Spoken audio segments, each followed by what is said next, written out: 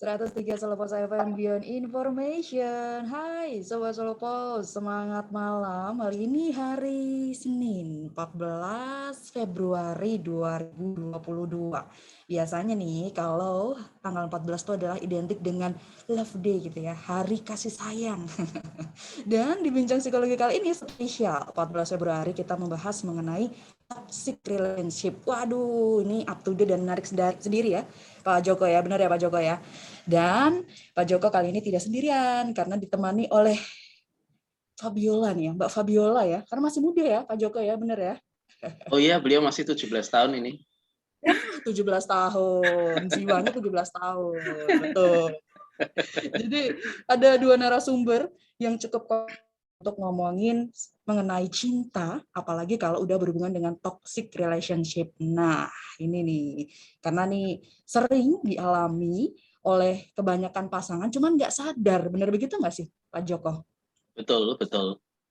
Iya, jadi di masa ini kan identik dengan Valentine Day ya. Jadi Mbak Putri sama Mbak Ula udah beli coklat atau dapat coklat belum? Belum ada Saya yang udah ngasih, dikasih. Nunggu dari Pak Joko aja kalau Putri ya, Pak. Saya kasih ya Mbak nih. Oh. Dikasih anak saya sama istri saya. Kaget saya. So Jadi, sweet. jadi terkait dengan hari ini kan biasanya terkait dengan Valentine ya. Nah, di Valentine ini biasanya identik dengan kasih sayang, makanya kita ngasih-ngasih, ada yang ngasih coklat, ada yang ngasih bunga, ada yang mungkin tidak memberikan itu, tetapi mungkin memberikan kata-kata yang sweet ya, untuk ini tidak harus dengan pasangan, tetapi mungkin juga dengan orang lain, orang tua, atau dengan siapa ya. Nah, cuman ketika kita bicara mengenai cinta, identik dengan hari cinta, sometimes ada beberapa orang atau beberapa person yang salah mengartikan cinta. Ada yang posesif, kemudian ada yang mungkin juga dominan, ada yang mungkin superordinat, dan seterusnya. Sehingga inilah yang biasanya membuat proses-proses toxic relationship ya. Dan sebenarnya ketika kita bicara mengenai toxic relationship, ini tidak harus dengan pasangan hidup ataupun misalnya pacar, tapi juga bisa kita dengan orang lain di kantor, mungkin juga bisa hal-hal semacam itu. Jadi Sobat Solopos, di sini kita bicara universal tentang cinta ya, bukan hanya dengan pasangan ataupun dengan siapa, tapi walaupun everyday itu kita memberikan cinta, tapi kayaknya hari ini hari yang spesial ya. Nggak tahu nanti kafe-kafe apakah penuh apa enggak nih, karena ini hujan. Betul, karena kan kalau hari Valentine kan udah dikasih hari spesial, ya kayak tadi ya, coba deh ungkapin kasih sayang. Pak Joko dapet dari istri anaknya. Kalau Mbak Fabiola ini dapat dari siapa nih hari ini nih? Hari ini saya coba untuk lebih mencintai diri saya sendiri. Waduh, self-reminder, self-love ya. Luar biasa nih ya. Betul. Nah, kalau Mbak Fabiola sendiri melihat toxic relationship, tadi kalau Pak Joko bilangnya kan, ini luas. Jadi bukan sama pacar, bukan sama teman, tapi luas, bisa sama orang tua dan lain-lain. Nah, fenomena yang terjadi saat ini tuh soal toxic relationship gimana sih, Mbak Fabiola? Nah, kadang itu terkait sama toxic relationship itu kita mulai bias gitu ya. Ada beberapa orang yang menganggapnya kalau pasangan itu, terutama kalau kita mau bicara soal gender gitu ya, laki-laki dan perempuan. Saat perempuan biasanya kan kalau di budaya timur itu lebih banyak kalau perempuan itu nurut. Betul, kalem gitu ya, apapun. Pokoknya seperti seakan-akan tuh dia punya waktu itu untuk full untuk pasangan gitu ya. Nah, terkadang kita lupa kalau kita juga perlu untuk mencintai diri kita sendiri, melakukan apapun yang kita sukai. Nah, terkadang kita kehilangan identitas kita, bukan identitas yang namaku siapa hilang, enggak, tetapi apa yang aku sukai, apa yang menjadi hobiku itu lupa mereka lakukan. Nah, karena mereka lebih sibuk untuk memberikan yang terbaik versinya untuk orang lain, seperti itu. Jadi kita lupa kadang seperti itu, Mbak Putri. Jadi yang penting tuh justru kita bahagiain dulu ya diri kita sendiri gitu ya. Kita menerima dulu diri kita apa adanya dulu ya. Jangan buru-buru mikirin orang lain, tapi kita kayak lupa menjadi diri kita sendiri. Setuju banget gitu ya. Ibarat kalau kita sendiri belum bahagia, bagaimana kita bisa membahagiakan orang lain dengan sepenuh hati seperti itu. Oke. Nah, langkah awal sebelum kita ke toxic nih ya, kalau mau melewati toxic kan awalnya kita cegah dengan mencintai diri sendiri. Itu langkah awalnya gimana ya, Mbak Fabiola ya? Nah, kalau untuk mencintai diri kita sendiri, kita harus lebih dulu. Mhm. Aku ini seperti apa sih gitu ya. Terkadang kita terlalu tergesa-gesa, terburu-buru untuk ingin mengenal orang lain, tapi kita sendiri belum kenal. Apa yang membuat aku bahagia, apa yang membuat aku sedih, apa yang membuat aku marah. Terkadang itu kita lupa. Sehingga ketika aku lagi suntuk, lagi bosen nih, aku harus ngapain? Coping stresnya apa? Aku harus melakukan apa untuk mengurangi kesuntukanku supaya aku bisa lebih produktif? Itu kita lupa. Jadi yang utama adalah coba kenali dulu dirinya sendiri. Kenali apa yang membuatmu bahagia, apa yang membuatmu sedih seperti itu. Atau bisa juga kita lebih mengenali kelebihan dan kekurangan diri kita dulu. Saat kita sudah tahu kekurangan dan kelebihan diri kita, itu akan lebih mudah bagi kita untuk beradaptasi dengan masalah atau situasi yang mungkin membuat kita tidak nyaman. Kadang seringkali orang itu hanya memahami kekurangannya, tetapi tidak menyadari kelebihan yang dia miliki. Seperti itu, Mbak Putri. Wah, luar biasa sekali ya. Jadi jangan sampai ke toxic dulu lah. Kita mulai dulu lah. Kita cintai diri kita sendiri, sadar akan kelebihan dan kekurangan. Cuman biasanya nih, Mbak Fabiola, ketika kita tahu nih kekurangan kita, terus kita jadinya tuh minder, terus aku nggak bisa nih apa-apa. Gimana sih Mbak caranya supaya kekurangan itu tadi justru membuat kita makin mencintai diri kita sendiri gitu. Nah, Itu anugerah gitu loh. Nah, kalau kita sudah tahu kekurangan, oh aku misalkan contoh gitu ya, kita dikomplain orang mungkin, kamu kok ini sih nggak on time misalkan kayak gitu. Mungkin pasangan kok selalu diajak ngedate selalu molor waktunya. Kita sadari dulu, apakah memang itu untukku dan itu bisa mempengaruhi relasiku dengan orang lain. Nah, saat itu memang menjadi sebuah masalah bagiku dan bagi orang lain dan orang sekitarku, ya kita harus cepat-cepat sadar diri kalau oh memang ini harus segera diubah. Kayak gitu. Jadi boleh menerima kekurangan, tapi jangan lupa untuk yuk membangun diri untuk menjadi lebih baik. Nah, itu Sobat Solopos kuncinya ya. Ketika kita dikritik atau punya kekurangan kita, nggak apa-apa ya, baper sehari nggak apa-apa. Tapi habis itu kita harus memperbaiki diri kita yang lebih baik. Nah, soal toxic relationship ini, selama ini fenomena yang sering terjadi seperti apa sih, Pak Joko? Kira-kira nih mengenai toxic ini, yang banyak saat ini misalkan dikonsultasikan ke tempatnya Pak Joko yang gimana? Jadi selama ini terkait dengan toxic relationship, karena saya banyak ke arah keluarga ya, tetapi juga banyak juga mereka yang masih relatif membangun untuk mengenal satu dan yang lain waktu mereka masih pacaran. Nah itu yang sering saya temui adalah salah satu pihak itu merasa ditindas. Itu yang sering saya temui ya. Ditindas ini artinya bisa ditindas kebebasannya, kemudian ditindas untuk hal-hal lainnya ya, tapi kebanyakan ke arah kebebasan. Misalnya dia terlalu diposesifi, kemudian dia merasa tidak dihargai, kemudian dilecehkan. Nah, dilecehkan ini tidak selalu terkait dengan masalah seksual, tetapi misalnya dilecehkan dengan kata-kata. Ya, kalau ini terjadi terus, ini juga akan mempengaruhi ya. Di kantor pun juga kadang-kadang semacam itu yang saya temui ya. Jadi ada beberapa rekan-rekan yang dia merasa mau burnout. Jadi burnout itu kan stres yang sudah berlebih, sudah hampir di pucuknya, dia sudah mau meledak gitu. Nah, kenapa dia mau meledak? Karena dia mungkin di lingkungan pekerjaannya sering merasa tidak dihargai. Dia merasa tidak didengarkan atasan, merasa dikucilkan oleh lingkungan sekitarnya, sehingga dia tidak mendapatkan dukungan sosial. Nah, ini fenomena-fenomena yang terjadi dalam proses-proses relationship, baik dengan pasangan ataupun dengan orang lain, misalnya rekan sekerja. Itu, Mbak Putri. Wah, oke. Tanda-tanda awalnya itu adalah merasa kurang bersyukur gitu ya, dan akhirnya semuanya serba salah. Kayaknya nggak bener nih aku di sini. Toxic lah, jadi negatif impact-nya ke kita. Nah, nanti akan kita bahas selanjutnya Sobat Solopos setelah tadi ada tanda awal ya mengenai toxic relationship, nggak hanya dengan pasangan nih, tapi juga dengan pasien yang ada di sekitar Anda, teman, orang tua, adik, atau mungkin juga rekan kerja Anda ternyata bisa berdampak buruk kalau dibiarkan terus-menerus. Kita akan tanya-tanya lebih lanjut mengenai apa yang harus kita lakukan. Kita terjebak dalam sebuah toxic relationship. Sabar dulu ya, kita ketemu dulu sama satu komersial berikut ini. Dan stay tune terus di sini, 103 Slow Post FM, Beyond Information. Psikologi. Temukan solusi.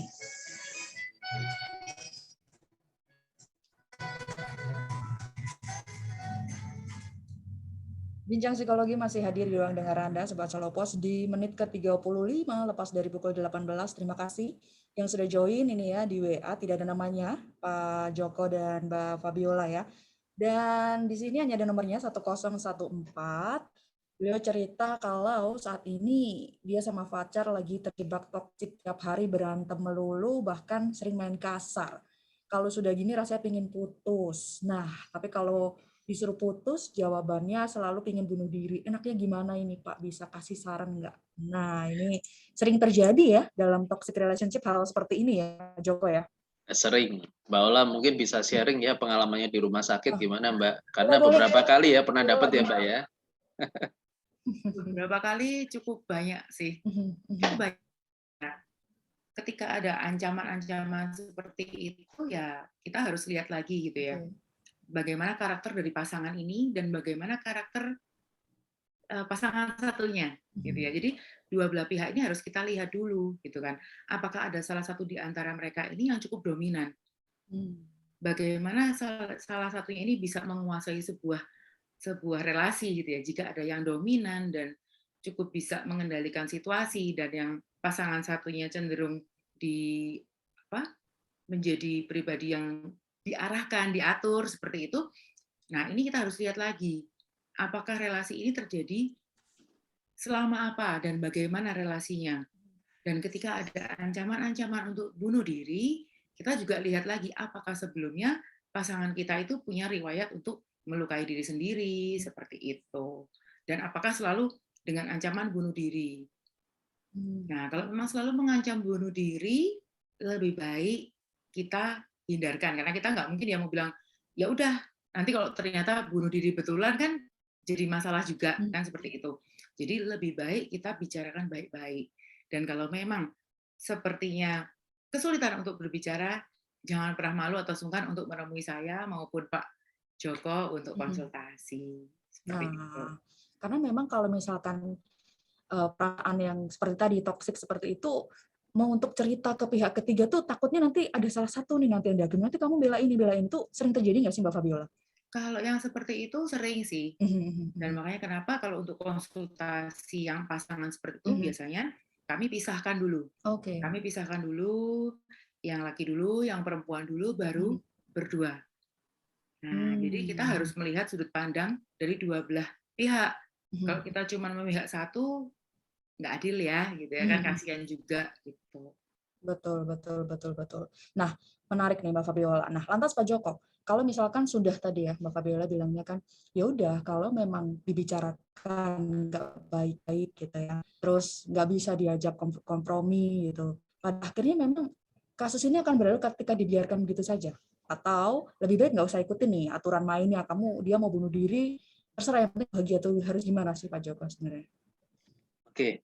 Ketika kita bicara mengenai kasus ini tadi ya, yang diutarakan oleh salah seorang sobat Solo Post, berarti kan beliau ini masih relationship sebagai seorang pacar ya, belum menikah ya.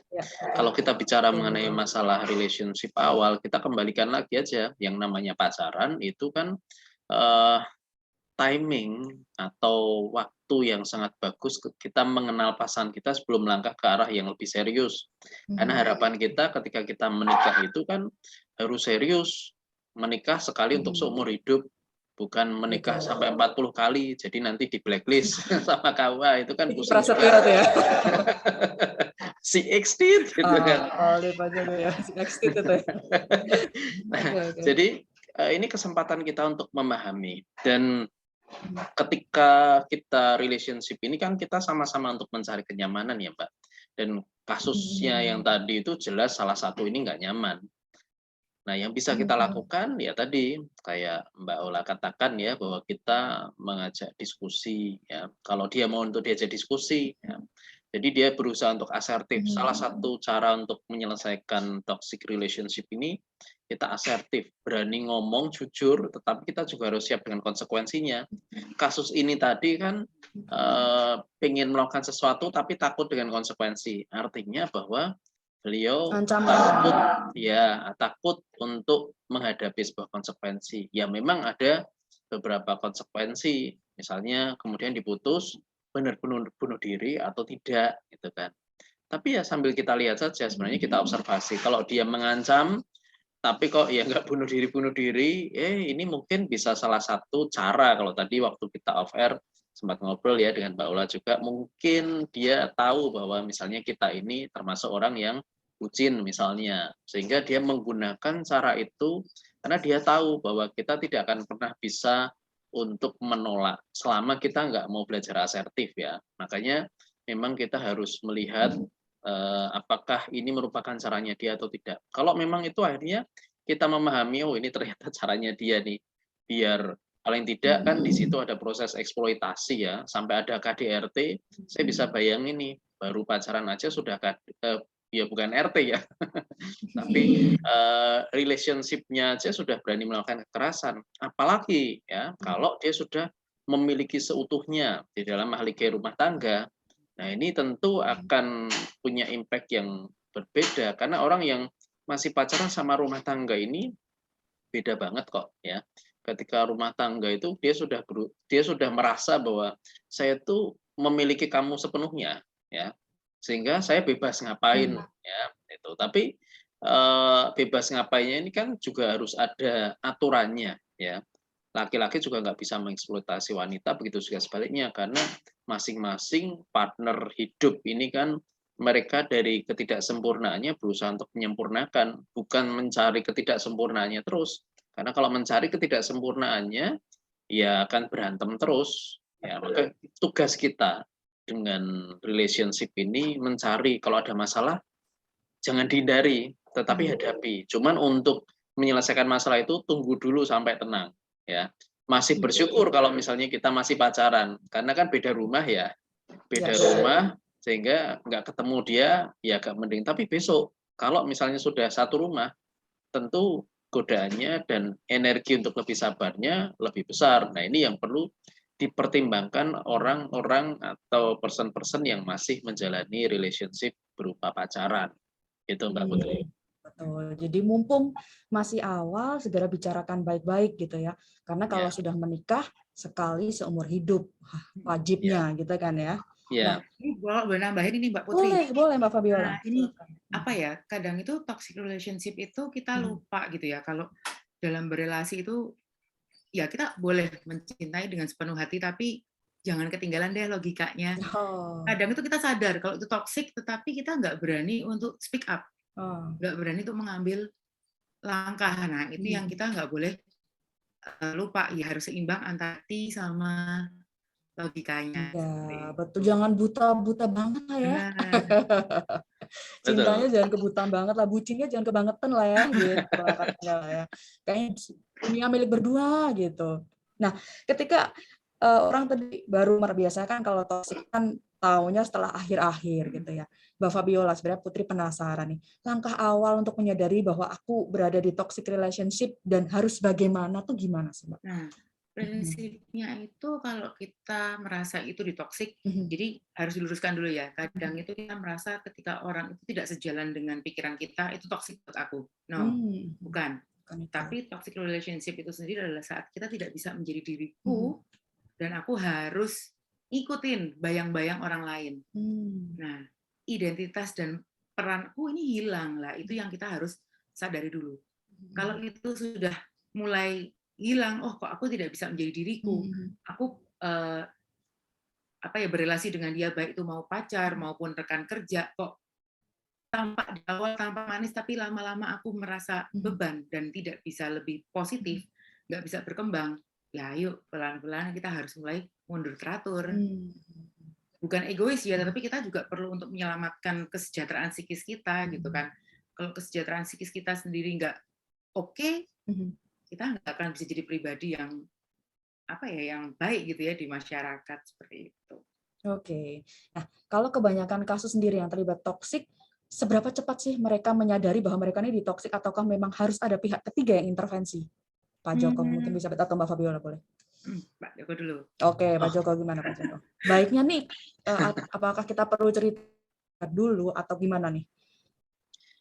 Terkait dengan hal itu kan kita tergantung juga pada awareness ya. Maka fungsi kami ini, saya dengan Mbak Ola ini sebagai konselor, sebagai seorang psikolog ini menyadarkan mereka. Karena tadi apa yang dikatakan oleh Mbak Ola tadi, kadang mereka itu nggak aware dengan dirinya. Mereka itu nggak aware bahwa mereka itu ada something di dalam dirinya. Mereka anggap itu bahwa itu sesuatu yang biasa. Tetapi karena terjadi terus-menerus, sehingga ya orang kalau misalnya ditindas terus-menerus, mesti kan dia marah ya. Seperti itu kalau digoda terus ya lama-lama marah walaupun dia sabar ya. Jadi orang itu kan ada fase di mana dia memang juga pasti akan teriak, pasti akan menggigit dan seterusnya lah, menggigit dalam tanda kutip ya. Nah, di awal ini kita perlu untuk mengingatkan ya, meng-aware-kan dia untuk tahu bahwa kamu tuh sekarang you are not okay. Buktinya adalah ini ya kita tunjukkan. Masalah dia percaya, believe it or not, itu it depends on him or her ya. Tapi kita hanya sebagai supporter ya. Kita hanya bisa memberikan data-data masalah you mau berubah atau tidak atau menyadari ya itu terserah. Jadi semuanya juga tergantung karena orang toxic relationship ini yang melakukan ini juga tergantung pada berbagai macam faktor penyebab. Misalnya dia punya trauma, ya, punya trauma di masa lalu, atau dia di masa lalu itu biasa digencet. Nah sekarang proses dilalah kok punya pasangan yang bisa digencet. Nah kesempatan dia balas dendam itu juga ada. Atau kalau kita bicara mengenai kepribadian, ada orang yang pacaran atau relationship-nya mereka itu yang satu kepribadiannya sangat arogan, sangat agresif, yang satu mudah ditindas. Ini kan terlalu permisif, ya wis lah, nggak apa-apa ya. Mendem jero kalau orang Jawa bilang, tapi kejeron. Jadi sehingga dia tiba-tiba marah. Kamu kenapa marah? Nggak ngerti. Ya pokoknya pengen marah aja. Padahal marahnya dia itu karena ya dia ditindas, dia nggak merasa bahwa dirinya itu bermasalah. Tapi ya itu fungsi kita. Yang penting menyadarkan dulu masalah itu cepat atau tidak ya tergantung pada beberapa hal yang sudah saya ungkapkan tadi sih. Itu kalau dari saya. Mungkin Mbak Ola mau menambahkan berdasarkan pengalaman beliau, monggo loh. Ya. Nah, saya setuju sih kalau dengan Pak Joko tadi ya. Kita membantu untuk membuka kesadarannya. Jadi ibarat kalau kita itu perannya kayak kalau di film Pinocchio itu, kita jadi Jimmy Jangkriknya. Itu nggak oke loh, itu nggak oke loh. Ya, tapi semua keputusan tetap dari yang bersangkutan, dari si Pinocchio ini, gitu kan. Kan Pinocchio pun juga bisa belot gitu ya, udah dibilangin nggak oke, dia masih nggak nurut. Nah, itu sama sih, dan terkadang manusia itu baru kerasa kapoknya ketika sudah kena batunya dulu. Nah, tujuan kita di sini kan kita menjadi si Jimmy Jangkrik itu supaya nggak ke jeglong batunya dulu gitu kan, supaya sadar duluan. Tetapi terkadang kita sebagai pribadi itu tidak siap menerima konsekuensi, sehingga mau untuk mengorbankan hati dan perasaannya demi orang lain. Nah, itu yang kita harus sadarkan dulu. Oke, betul. Ini something loh nih. Nah, sadar diri dulu ya, siapapun yang berada di toxic relationship, bicarakan, segera konsultasikan ketika Anda butuh penengah untuk menyelesaikannya. Bukan begitu ya? Betul ya?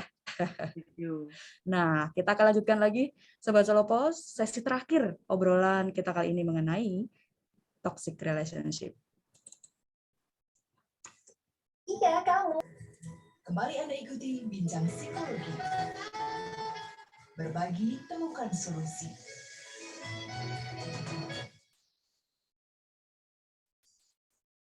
Sobat Solopos, tidak terasa ya, sudah di sesi terakhir Bincang Psikologi hari ini. Kalau ngomongin tentang toxic ini kayaknya nggak kelar-kelar nanti jadi subuh ya. karena panjang gitu ya. Nah, di sesi terakhir ini Putri cuma pengen tahu aja sih, Mbak Fabiola dan juga Pak Joko mengenai toxic relationship. Kita harus gimana? Yang pertama, terus ada statement konklusi supaya kita lebih banyak untuk mencintai diri kita sendiri. Nah, tadi kan dari Mbak Fabiola kan. Gimana Mbak Fabiola nih?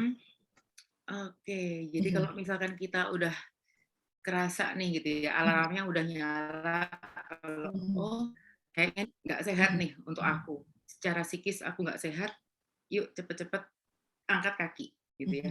Tetapi jangan angkat kaki cuman tanpa pamit gitu ya, ntar jadinya pergi tanpa alasan, dianggapnya kita ghosting. Jadi sebelum pergi kita sampaikan dulu, sorry, aku nggak bisa gini-gini sama kamu, karena kita punya visi dan misi yang berbeda. Aku tidak merasa nyaman karena ini. Nah, asertif itu tadi yang harus diungkapkan gitu ya. I-message-nya harus sampai. Nah, itu kalau misalkan kita ada di fase merasa kalau sudah mulai merasa kalau wah ini nggak sehat nih, gitu kan.